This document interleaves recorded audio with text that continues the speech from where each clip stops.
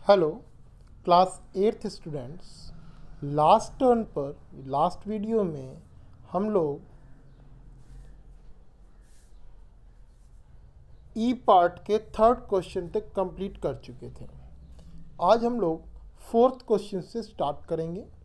Differentiate between rabi and kharif crops, give to examples of each. Means हमें रबी और खरीफ crops के बीच में difference बताना है और उनको दो दो एग्जाम्पल्स भी देने हैं। देखिए फोर्थ क्वेश्चन की 4 नंबर से स्टार्ट हो रहा है।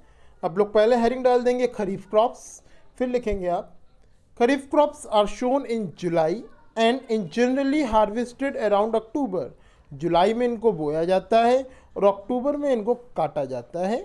ठीक है। For example rice, jute, cotton etcetera they are rainy season crops. इन्हीं को हम लोग रेनी सीजन क्रॉप्स भी कहते हैं, मीन्स बरसात के सीजन में बोने वाली फसलें। रबी क्रॉप्स, फिर आप हेडिंग डाल देंगे rabi crops. Rabi crops are sown in October and generally harvested in March. इनको हम लगभग अक्टूबर में बोते हैं और मार्च में इनकी कटाई करते हैं। For example wheat, pea, potato etcetera, आलू, गेहूँ वगैरह जो है हमारे, मटर वगैरह, they are winter season crops. इनको हम लोग विंटर सीजन क्रॉप्स भी कहते हैं। तो बेटा फिफ्थ क्वेश्चन है what are weeds and weedicides. जो पांचवा क्वेश्चन है हमारा, वीड्स क्या होते हैं और वीडीसाइड्स क्या होते हैं। वीड्स जो अनवांटेड प्लांट्स होते हैं जो नेचुरली ग्रो कर रहे हैं अलॉन्ग विद द क्रॉप। ठीक है। एंड वीडीसाइड्स जिनसे इनको हम हटाते हैं। ठीक है। मैनुअली भी हटाते हैं और केमिकल्स के थ्रू भी हटाते हैं। तो जहाँ फिफ्थ नंबर लिखा हुआ है नीचे से थर्ड लाइन में, वहाँ से हमारा इसका आंसर स्टार्ट है। The unwanted plants which grow naturally along with crop. The unwanted plants which grow naturally along with crops are called weeds. वो अनचाहे पौधे जिनको जो कि हमारी क्रॉप के साथ नेचुरली प्राकृतिक रूप से अपने आप निकल आते हैं उनको हम लोग वीड्स कहते हैं।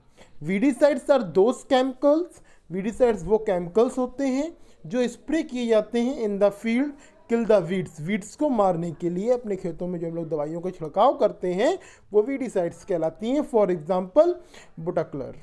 ठीक है। तो ये तो हो गए आपके ई पार्ट के सारे क्वेश्चन आंसर। अब स्टार्ट करते हैं हम लोग F part. Discuss 2 methods of weeding in which poisonous chemicals are not used. हमको ऐसे दो ऐसे मेथड बताने हैं जो हम लोग विदाउट केमिकल यूज करते हैं वीड्स को हटाने के लिए। Weeding by using equipment means खरपतवार को हटाने का जो मेथड है by the equipment. Plugging before sowing of crop, बीज को बोने से पहले हम एक बार खेत को जोत देते हैं। Help in uprooting and killing of weeds, जो कि उन खरपतवार की जड़ों को ऊपर हवा में ले आता है, जिसके कारण उन्हें जब वाटर वगैरह नहीं मिलता तो वो धूप में मर जाते हैं।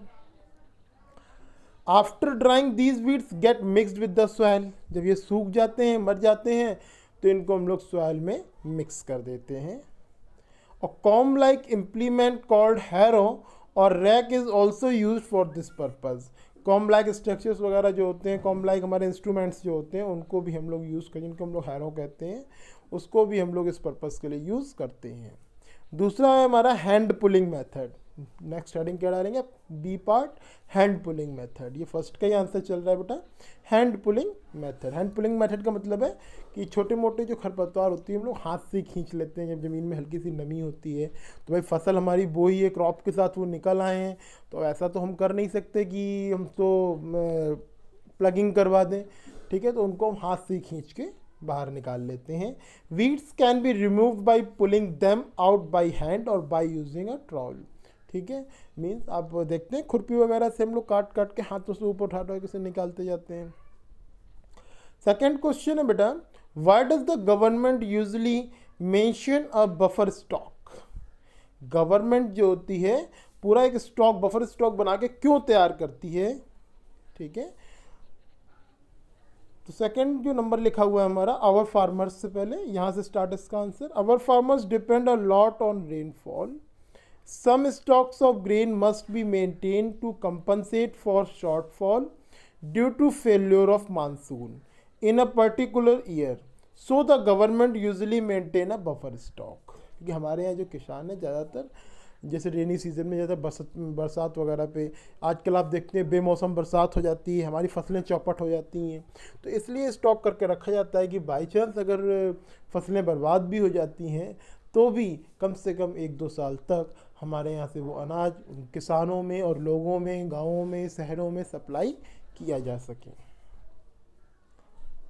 थर्ड क्वेश्चन है, right a short note on weeding and transplantation.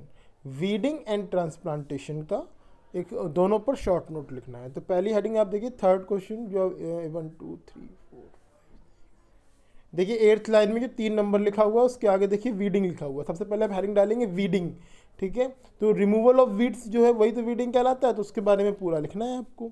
Removal of weeds from the field without harming the crop. फसल को बिना नुकसान पहुंचाए वीड्स को फील्ड से निकालना इज कॉल्ड वीडिंग, ठीक है। Weeds compete for nutrients, water, sunlight and space with the crop plants. जो वीड्स होते हैं बेटा वो क्रॉप के साथ देखो उनकी जगह को भी बांट लेते हैं, सनलाइट वगैरह हो गया, न्यूट्रिएंट्स हो गए ज़मीन के अंदर से जो ले रहे हैं, ठीक है। तो सभी की सभी उनसे लेना स्टार्ट कर देते हैं, बांटते हैं, जिसके कारण से हमारी जो प्लांट की जो मेन क्रॉप की जो ग्रोथ होती है वो अफेक्ट कर जाती है। Weeds may produce toxic substances. जो वीड्स होते हैं टॉक्सिक सब्सटेंसेस भी प्रोड्यूस करते हैं that interfaces with the growth of crop plant, जो कि क्रॉप प्लांट को इफेक्ट करता है। It may be poisonous to humans and biotic life. ये हमारे लिए मतलब ह्यूमंस के लिए, और बायोटिक लाइफ का मतलब हो गया बाकी छोटे मोटे जीव जंतु, उनके लिए भी प्रॉब्लम क्रिएट कर सकता है।